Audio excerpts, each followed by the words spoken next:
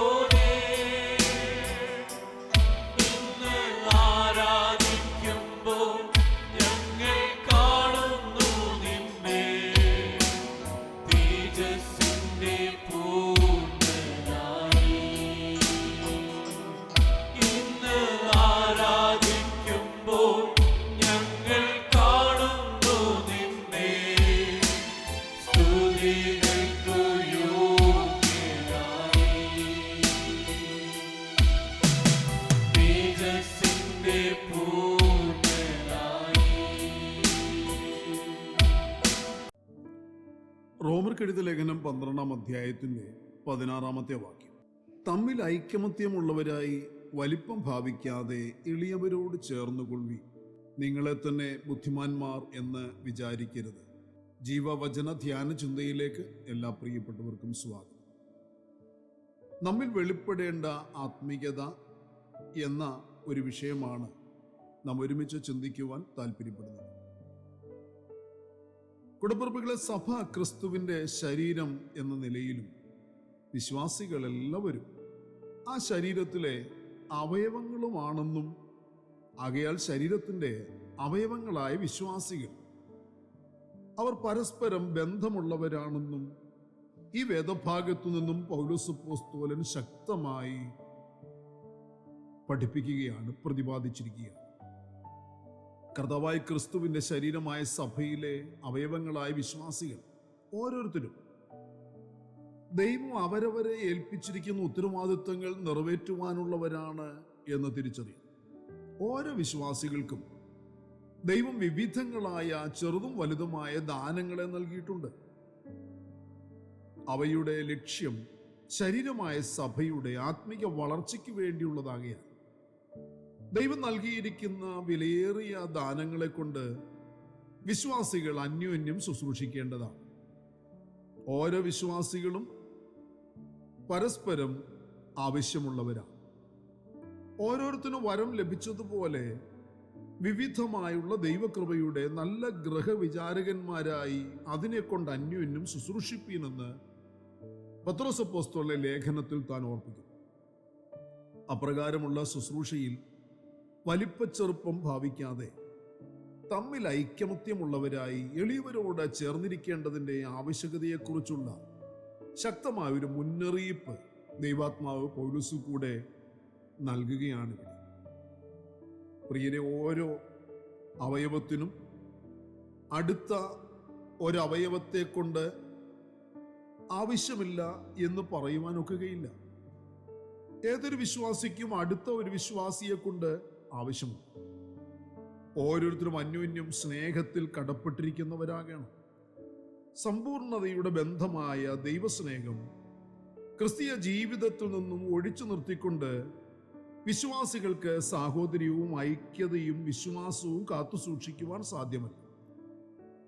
വലിപ്പം ഭാവിക്കാതെ എളിയവരോട് ചേർന്നുകൊള്ളുവീൻ എന്ന തിരുവചനം നമുക്ക് മുന്നറിയിപ്പ് നൽകി തന്നിട്ടുണ്ട്. നാം നമ്മെ തന്നെ നമ്മുടെ ഗർവുള്ള സ്വഭാവത്താലോ മനോഭാവത്താലോ ബുദ്ധിമാന്മാർ എന്ന് വിചാരിക്കാതിരിക്കേണ്ടവരാണ്. പരസ്പരമുള്ള ക്രിസ്തീയ കൂട്ടായ്മയ്ക്ക് നമ്മുടെ ഒരു വിചാരവും നമ്മുടെ ശീലങ്ങളും വിഘാതം സൃഷ്ടിക്കുവാൻ ഇടയാകാതെ നാം നോക്കേണ്ടതുണ്ട്. സദൃശവാക്യങ്ങൾ വായിക്കുന്നു: നിനക്ക് തന്നെ നീ ജ്ഞാനിയായി തോന്നരുത്, യഹോവയെ ഭയപ്പെട്ട് ദോഷം വിട്ടുമാറും. നാം ചെറിയവർ, മറ്റുള്ളവർ വലിയവർ എന്ന് നമുക്ക് കാണുവാൻ കഴിയുമെങ്കിൽ നമുക്ക് തമ്മിൽ ഐക്യമത്യം സൂക്ഷിക്കുവാൻ കഴിയുകയും ചെയ്യും. ഐക്യമത്യം നാം സൂക്ഷിക്കുവാൻ വേണ്ടി നാം വിനയമുള്ളവരായിരുന്നാൽ മതി. നാം അറിയാതെ നമ്മുടെ ഉള്ളിൽ അഹംഭാവമോ അഹങ്കാര മനോഭാവമോ രൂപപ്പെട്ടാൽ അത് ഐക്യമത്യത്തെ ഇല്ലാതാക്കുവാൻ പ്രകരശേഷിയുള്ള ഒരു മാരക ആയുധമായി മാറും. നാം ഒരു ശരീരമായിരിക്കുന്നത് പോലെ തന്നെ ഒരു മനസ്സുമായിരിക്കണം. കൊരിന്ത്യർ ലേഖനത്തിലും പൗലോസ് അപ്പോസ്തലൻ ഇത് ശക്തമായി ഉപദേശിക്കുന്നു. കൊരിന്തിലെ വിശ്വാസികൾ ഏക മനസ്സിലും ഏകാഭിപ്രായത്തിലും യോജിപ്പുള്ളവരായിരിക്കണമെന്നുള്ളതായിരുന്നു പൗലോസ് അപ്പോസ്തലന്റെ പ്രാർത്ഥനയിൽ പ്രധാനമായ ഒരു ആവശ്യം. വിശ്വാസത്തിലും സ്നേഹത്തിലും ക്രിസ്തുവിനോടുള്ള അനുസരണത്തിലും യോജിച്ചിരിക്കണം. യോജിച്ചിരിക്കുക മാത്രമല്ല, അന്യോന്യം ബഹുമാനിക്കുകയും വേണം. ശരീരത്തിലെ ഓരോ അവയവങ്ങൾക്കും ദൈവം മാനം കൊടുത്തിരിക്കുന്നു. അതിനാൽ നാമും മറ്റുള്ളവർക്ക് മാനം കൊടുക്കണം. അന്യോന്യം ബഹുമാനം കൊടുത്താൽ ചെറിയവരെന്നോ വലിയവരെന്നോ വലിപ്പ ചെറുപ്പ വ്യത്യാസമില്ല. പഴയ വിശ്വാസിയെന്നോ പുതിയ വിശ്വാസിയെന്നോ വേർതിരിവുമില്ല. അപ്രകാരം കരുതിയാൽ എളിയവരോട് ചേർന്ന് കൊള്ളുവാൻ കഴിയും. എളിയവരോട് ചേർന്ന് പ്രവർത്തിക്കുന്നത് മാത്രമല്ല, അവരുടെ ജോലി ഏറ്റെടുക്കുന്നതും ഈ കൽപ്പനയിൽ അടങ്ങിയിരിക്കുന്നു. എളിയവരോട് ചേർന്ന് കൊള്ളുക. പ്രിയരെ, വിളിക്കപ്പെട്ടവരായ വിശ്വാസികൾ വർഗ, വർണ്ണ, സാമ്പത്തിക, വിദ്യാഭ്യാസ സ്ഥിതികളുടെ അടിസ്ഥാനത്തിൽ അകൽച്ച ഭാവിക്കുവാൻ ഇടയാകരുത് എന്നുള്ളതാണ് പൗലോസ് അപ്പോസ്തലൻ മുന്നറിയിപ്പായി ഉപദേശിക്കുന്നത്. ഇങ്ങനെയുള്ള വ്യത്യാസം ഹൃദയങ്ങളിൽ ഇരുന്നാൽ സ്നേഹത്തിൽ ഐക്യമത്യമുള്ളവരായിരിക്കാനോ ക്രിസ്തുവിനെ പ്രസാദിപ്പിക്കുന്നവരായിരിക്കാനോ കഴിയുകയില്ല. നാം ബുദ്ധിയുള്ളവർ ആകുന്നത് ആവശ്യം, എന്നാൽ നമ്മെ തന്നെ ബുദ്ധിയുള്ളവരായി ചിന്തിക്കുന്നു. അങ്ങനെയുള്ളവരെ ഉപദേശിപ്പാനോ ഒരുക്കുവാനോ പഠിപ്പിക്കുവാനോ ഒക്കെ പ്രയാസമാണ്. അങ്ങനെയുള്ളവരെ ദൈവത്തിനും പഠിപ്പിക്കുവാൻ പ്രയാസമാണ്. വിളിക്കപ്പെട്ട നമ്മിൽ വെളിപ്പെടേണ്ടത് ദൈവസ്നേഹവും ഐക്യമത്യവുമായിരിക്കണമെന്ന അപ്പോസ്തലിക ഉപദേശം പ്രിയരെ ആമേൻ പറഞ്ഞ് നമുക്ക് ഏറ്റെടുക്കുവാനിടയാണ്. കുടപ്രഭുകളെ, ഈ കേൾക്കപ്പെട്ട വചനപ്രകാരം നാം ഒരുക്കപ്പെടുവാൻ ദൈവം നമ്മെക്കുറിച്ച് ആഗ്രഹിക്കുന്നു. തമ്മിൽ ഐക്യമത്യമുള്ളവരായും വലിപ്പം ഭാവിക്കാത്തവരായും എളിവരോട് ചേർന്ന് കൊള്ളുന്നവരായും തന്നെ തന്നെ ബുദ്ധിമാൻ എന്ന് ചിന്തിക്കാത്തവരായും ദൈവരാജ്യത്തിൻ്റെ വ്യാപ്തിക്ക് വേണ്ടി പ്രവർത്തിക്കുന്നവരായും ദൈവസഭയുടെ ആത്മീയ അഭിവൃദ്ധിക്ക് വേണ്ടി ശ്രമിക്കുന്നവരായും പ്രയത്നിക്കുന്നവരായും നമുക്ക് ദൈവത്തെ പ്രസാദിപ്പിക്കുവാൻ ഇടയായി തീരട്ടെ.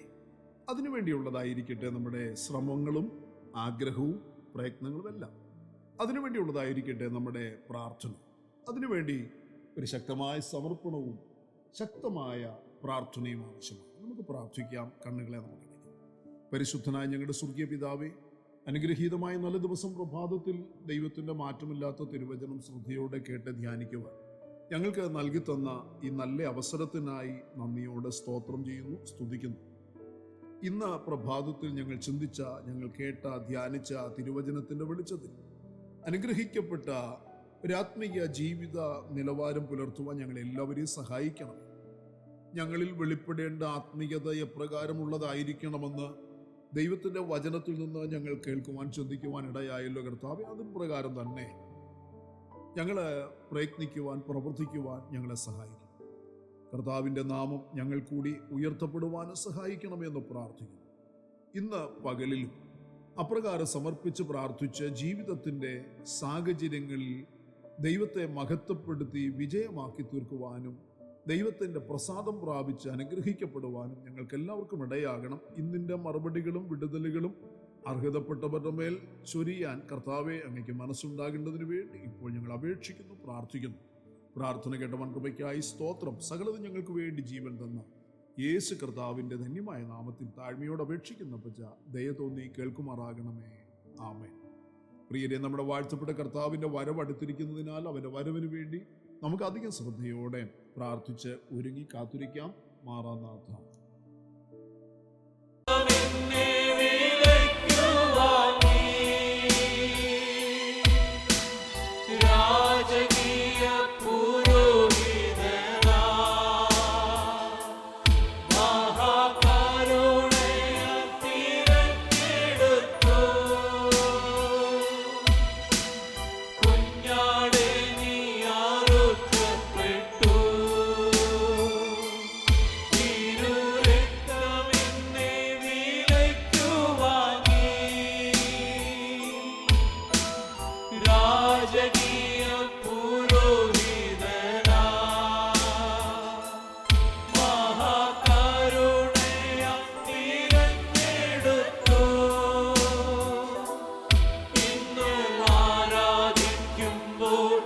ഞങ്ങൾ